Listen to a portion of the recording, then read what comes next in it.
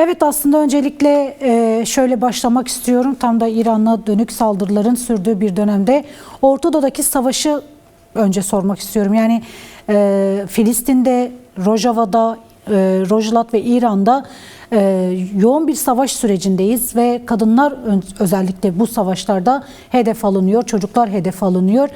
Orta Doğu'daki savaşlar ne ifade ediyor? Kadınlar bu savaşları nasıl değerlendiriyor, nasıl ele alıyor? Özellikle de şu anda Rojava ve İran'da kadınlar için nasıl tehlikeler var? Neler konuşabiliriz bununla ilgili? Ben de öncelikle 8 Mart vesilesiyle bugünü bize bahşeden büyük kadın militanlarını, kadın kahramanlığı zamanının yaratıcı değer, gücü, öznesi olan şehitlerimizi, direnen bütün kadınları, binlerce yıl boyunca direnen bütün kadınları saygı ve minnetle anmak istiyorum. Bugünkü zaman kadın zamanı dendi. Aslında bunu Sayın Öcalan kahramanlaşan kadınlar olarak da belirledi. Biz bunların çizgisiyle yeni bir zamana geçiyoruz. Tabii ki bu ayrıca değerlendirir ama kadın zamanını değerlendirmek için içinde bulunduğumuz zamanı da iyi değerlendirmek gerekiyor. Siz de sordunuz, nasıl bir zaman? İçinde bulunduğumuz zamanın ismine ki biz karşısında kadın zamanı koyuyoruz. Biraz bu soru minvalinde de çözüm üretmek ya da cevap oluşturmak gerekiyor. Siz de söylediğiniz konjonktürel olarak aslında içinde bulunduğumuz coğrafya büyük bir savaşın içerisine girmiş bulunuyor. Yani her şeyin yapısal olarak değiştirildiği, yeni eksenlerin oluşturulduğu, yeni dengelerin kurulmak istendiği bir dönemde biz Kürt kadınları olarak bu coğrafyanın merkezinde bu savaşa çözüm üreten bir yerde, hem pratik hem stratejik olarak çözüm üreten bir yerde duruyoruz. Bunun öngörüsüne sahibiz. Bunun öngörüsünü sahip olduğumuz için de savaşa karşı nasıl bir çözüm stratejisi, halklar lehine yani 3. yol adına nasıl bir çözüm stratejisi oluşturacağımızı ortaya koyduk. Bunun program stratejisini ortaya koyduk. Ancak gerçekten Orta Doğu'da halklar aleyhine büyük bir savaş var. Mesela bugün itibarıyla öğreniyoruz ki İran'da ABD'nin vurduğu okulda 168 tane kız çocuğu öldürülmüş. Yani bunun mağdurları halk, bunun mağdurları kadınlar, bunun mağdurları çocuklar oluyor. Bu savaş tabii ki halkların savaşı değil. Bu savaş her şeyden önce kapitalist modernitenin kendi içerisindeki iktidar savaşının yönlendirdiği bir savaş ve bu savaşın hesapları çok büyük. Orta Doğu'da yeni bir denge kurulmak isteniyor. Kapitalist modernite içerisinde yaşadığı yapısal krize bu savaşla yeni bir çözüm üretmek istiyor. Çünkü kapitalist modernitenin savaş dışında bir çözüm stratejisi yok. Bütün çözüm yollarını da savaşla aşmak istiyor. Çünkü demokratik uzlaşı, demokratik inşa, toplumlar lehine bir çözüm üretemez kapitalist modernite. İktidar adına ancak çözümler üretebilir. İktidar adına kurulan çözümler de savaş karakteriyle daha büyük savaşlarla gerçekleşiyor. Orta Doğu'da aslında 2023'ten beri devreye sokulan bir savaş stratejisi var. Bunun zeminleri aslında Orta Doğu'da Arap Baharı denilen süreçte atıldı. Bugün bu yeni bir aşamaya geldi. Bugünkü aşama aslında Orta Doğu'da Sevr'in yeniden gündeme koyulduğu, Kürtlerin statüsüz bırakılmak istendiği, karakter olarak Şii ve Sünni mezheplerinin karşı karşıya getirilerek bir savaş stratejisinin oluşturulduğu. Çünkü kapitalist modernite savaşı yürütmek için karşıt güçlerini oluşturmak zorunda. Orta Doğu'da bunu mezheple yapıyor. Orta Doğu'da bunu etnisiteyle yapıyor. Orta Doğu'da bunu farklı kutuplar oluşturarak sürekli çatışma halinde oluşturabiliyor. Oluşturduğu ulus devletin zihniyeti ve paradigması da çatışmaya sürekli zemin oluşturuyor zaten. En son biz şunu gördük. Gazze'den sonra yeni dengeler hızlıca devreye sokuldu. Gazze bir soykırımın eşiğine getirildi ve Gazze'deki hesapla bugün Orta Doğu'da Kürdistan, işte Rojava'da bir saldırı gerçekleştirildi. Rojava'daki saldırının peşi sıra bugün İran'a saldırı var ve İran'daki saldırı daha merkezi bir saldırı. Çünkü büyük güç dengelerinin vekalet savaşları üzerinden yürütüldüğü bir savaş. Bu savaş neyi hedefliyor? Buradaki güç dengelerini kim oluşturuyor? Şunu biliyoruz yani Bir Orta Doğu'nun yerleşik kendi güçleri var, bölgesel güçleri var. İran 2500 yıllık devlet geleneğiyle Orta Doğu'da her zaman güç oluşturmak isteyen, kendi geleneksel devlet stratejisiyle ayakta durmaya çalışan Molla rejimiyle 1979'da ilan ettiği Molla rejimiyle kapitalist moderniteye farklı şekilde eklemlenen bir güç. Aslında kapitalist modernitenin sağ gücü diyelim ya da işte bunun daha da teokratik gücü diyelim. Ulus devletini teokrasiyle ilan etmiş bir güç ve bugün gerçekten katil bir rejim haline gelmiş durumda. Ancak onu da besleyen bu sistemin kendisi ve bu katil rejim mevcut Orta Doğu dengelerinde yeni bir sistem oluşturmaya karşı direniyor. Direnen bir cephe. Şii karakteriyle direniyor, teokratik geleneğiyle direniyor, arkasındaki Çin, Rusya gücüyle direniyor. Bu direnişin karşısında da ABD ve İsrail aslında İbrahim Anlaşması kapsamında ya teslim olursun ya da seni yıkarız şeklinde çok nobran, hiçbir norm değeri taşımayan, tamamen biz varsak her şey yıkılır, ya bizden olursunuz ya da yoksunuz, ya varsınız yoksunuz ikileminin dışında bir seçenek sunmayan saldırgan bir strateji uyguluyor. Bunu aslında ABD güvenlik stratejisinde nasıl yapacağını ilan etmişti. Bu dönemin savaşlarında işte bir İbrahim Anlaşması üzerinden İsrail merkezli Orta Doğu yeniden dizayn edilirken İran'ın buna nasıl eklemleneceğine dair bir savaş ortaya konuldu. İran buna ne kadar direnir, ne kadar teslim olur bilemeyiz ama günün sonunda anlaşılan o ki artık bölgesel bir savaş tamamen oluşmuş durumda. Ciddi anlamda bölgesel bir savaşın içerisindeyiz. Bu yayılacak ve bu savaşın sonucunda Orta Doğu geçirilen son yüzyıla yeni bir savaş denklemiyle girecek. Çünkü son yüzyılı biz Lozan ve Sevir'le bir savaş denklemiyle geçirdik. Bundan sonraki yüzyılı da yeniden bir savaşla geçirmek gibi bir tehlikesi var Orta Doğu'nun. Bu savaş karşısında Orta Doğu'daki bölgesel güç dengeleri Şii mezhebi üzerinden ve bunun oluşturduğu vekalet güçleriyle bir denge oluşturmaya çalışıyor. Bunun ekonomik, bunun siyasal, bunun ideolojik sebepleri var. Çok boyutlu bu denklemler. Bir de burada şu güç var bununla birlikte. İşte İsrail kendi gücünü ittifaklarıyla işte Araplarla oluşturduğu Abraham Anlaşması ittifakı, yine HTŞ ile işte siyasal İslam'ın aslında meşrulaştırılarak iktidar haline getirerek oluşturduğu cepheyle kendi alanını güçlendirmek istiyor. Bu savaşlar elbette artık İran'da rejimi yıkma aşamasına getirmiştir ve İran bugün varlık yokluk savaşında savaşın bu noktada dengesi çok farklı oluşuyor.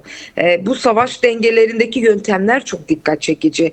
Yani şöylesi bir gerçeklik var. Tamamen norm, yani devletin kendi normatif değerleri ya da uluslararası hukukun normatif hiçbir değeri devrede yok. Yani kim hangi anlaşmayla devreye giriyor ya da bu noktada bu savaşlar yürütülürken her şey ne hesaplanarak yürütüyor? Buradaki toplumsal değerler neye dayalı oluşturuyor? Bunların hiçbiri devrede yok. İşte Venezuela'da gördük. Bir devlet lideri kaçırıldı ama bu nereye gitti, ne oldu bilmiyoruz. İşte İran'da toplantı halinde ki bir güç işte nasıl istihbarat alınıyor, nasıl bir güç olmuyor, bunlar tümden yok edildi ve yenilerin de olacağı gösteriyor. Kim başa gelirse biz onu da yok edeceğiz diye açık açık buna tehditlerle cevap veriliyor. Anlaşılan o ki İran rejimi büyük bir tehlike altında, yıkılmak üzere ve bu noktada Sayın Öcalan çok net bir çözüm koydu. Bunların hepsinin öngörüsünde bulunarak Orta Doğu'da çözüm programını ortaya koydu ve şunu koydu: halklara demokratik toplum çağrısı yaparken devletlere de demokrasiye duyarlılık çağrısı yaptı. Evet. Ve İran'a da Kürtlerle birlikte uzlaşırsan, demokratik bir müzakere sürecini başlatırsan işte bu noktada kendi adına da bir değişimin önünü açmış olursun. Ama bu noktada anlaşılan o ki İran'ın da mevcut saldırganlığı Kürtlere de yönelecek şeklinde gözüküyor ve Kürtler üzerinden büyük hesaplar oluşturuluyor zaten.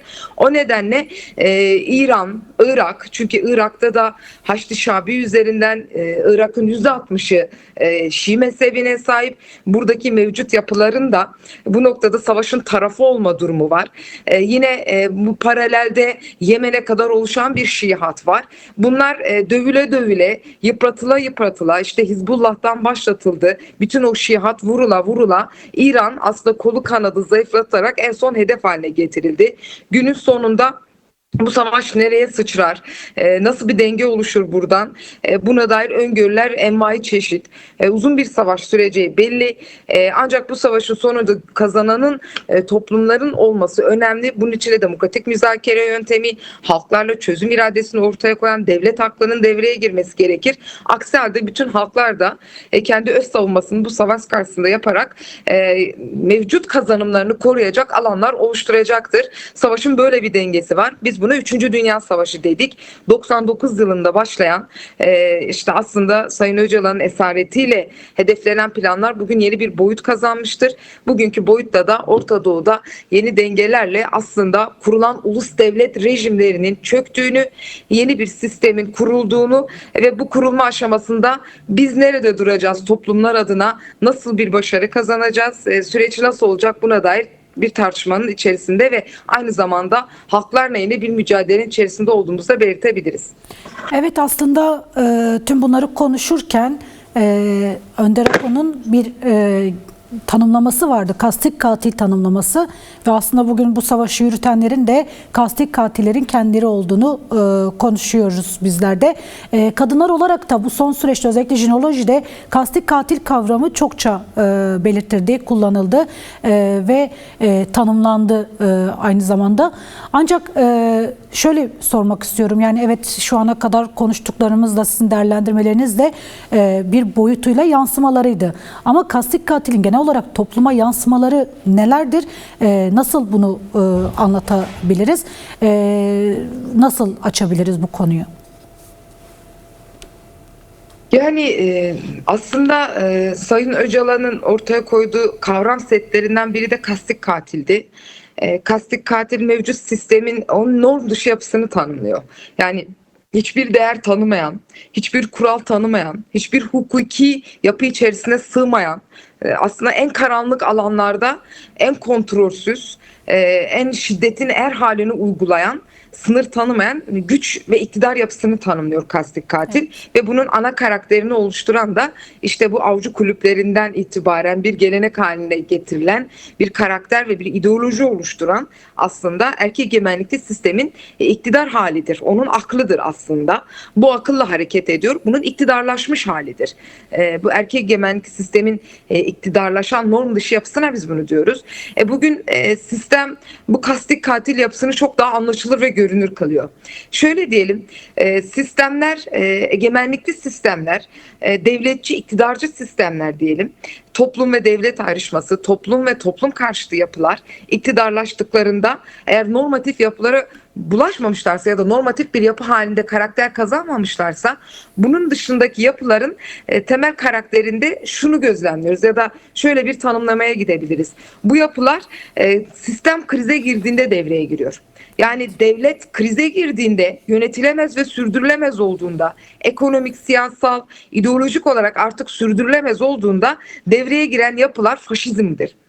Sürdürülemezlik sinyali geldiğinde aslında karakteri zaten faşisttir ama devletin norm hali bunun perdesi olur. Bunu daha kontrol altına sokar, daha hukuki bir statü oluşturur ve devlet aklı dediğimiz yapıyı devreye sokar. Ancak bunlar krize girdiğinde, sürdürülemezlik hali oluştuğunda da faşizm dediğimiz sistem aslında kontrol dışı yapılarıyla iktidar haline gelir. Biz bunu son yüzyılda Avrupa'da en yalın haliyle gördük ki tarih bunun nice örnekleriyle doludur.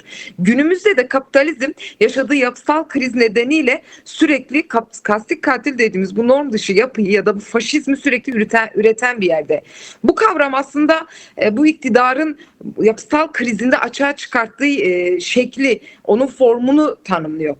Şu anki haliyle bakalım, işte Trump, işte Elon Musk, Putin gibi birçok sağ popüler liderler diye tanımladığımız yapıların bütün hayatlarına, iktidarı yönetme biçimlerine bakalım. Herkesin aklı hayaline almayacak, toplumu şoka uğratan, tanımlanması zor, öngörülmesi zor yapılarıyla aslında bir siyaset oluşturuyorlar. Öngörülemezler, her an her şeyi yapabilirler.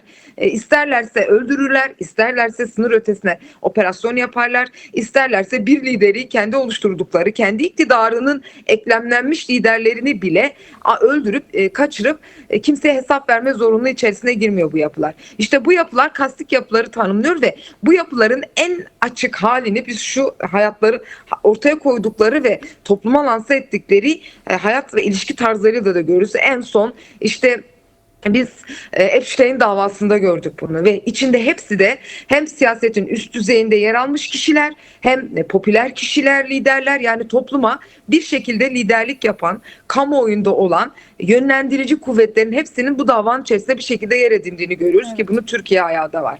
Ve ilginçtir, bu dönemde bu birden tam İran saldırısı sürecinde bunlar devreye koydu ki bunun arka perdesinde siyaseten kullanma mekanizması ya da siyaseten bu tür süreçlerin, bu tür davaların siyaseten de iktidarları kullanmak için de devreye sokulduğunu anlamak biraz daha olasılık dahilinde.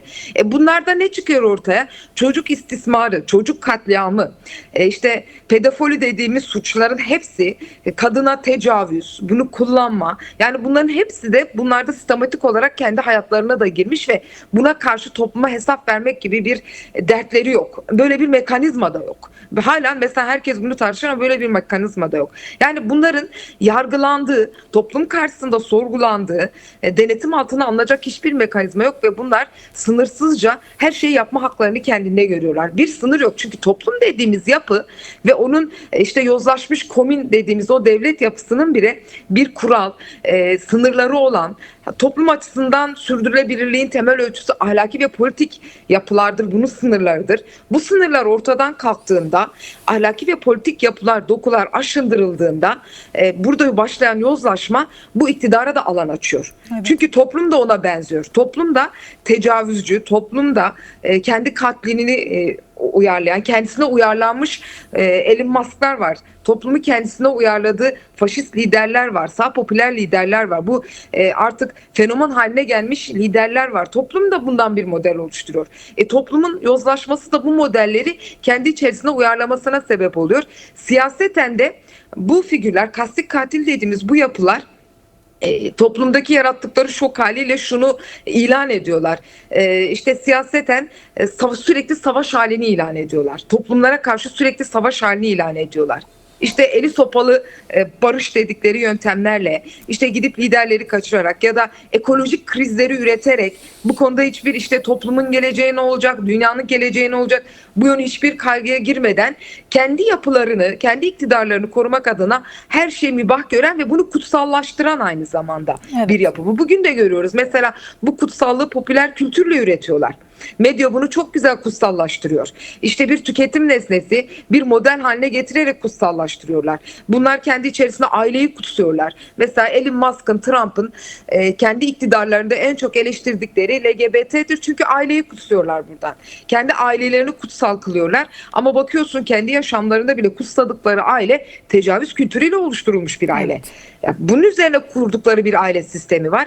Bu nedenle bu sistemin, yani kapitalist modernitenin kriz yaşayıp yozlaştığı, yapısal krizlerinin derinleştiği yerde biz kastik katilin yerden hortladığını ve topluma sürekli savaş ilan ederek kendi sistemini zor ve şiddete dayalı uyguladığını görüyoruz. İktidarın bu biçimi kastik katili çok iyi tanımlıyor güncel halinde ve güncelde de biz aslında o kastik katilin kadın kırım, toplum kırım, ekolojik kırım faaliyetleriyle ve bunu kontrol altına alınmaması, devlette bir yönetici mekanizması haline gelmeleriyle bir iktidar haline gelip görünür olduklarını görüyoruz. O asma yaprağı da artık ortadan kalktı. Daha görünür hale geldi. Bu nedenle geleceğin öngörülemez bir gelecek içerisinde bu belirsizlik, bu kaos içerisinde toplumlar kastik katile karşı daha güçlü komünel direnişler içerisine giriyor. Bu bizler içerisinde zamanı biraz daha hangi zamanda olduğumuzu tanımlıyor. İçinde bulunduğumuz zaman aslında bu kastik katilin her türlü kırımı devreye sokarak toplum ve kadın karşıtı, doğa karşıtı olduğu bir zamanın adı oluyor.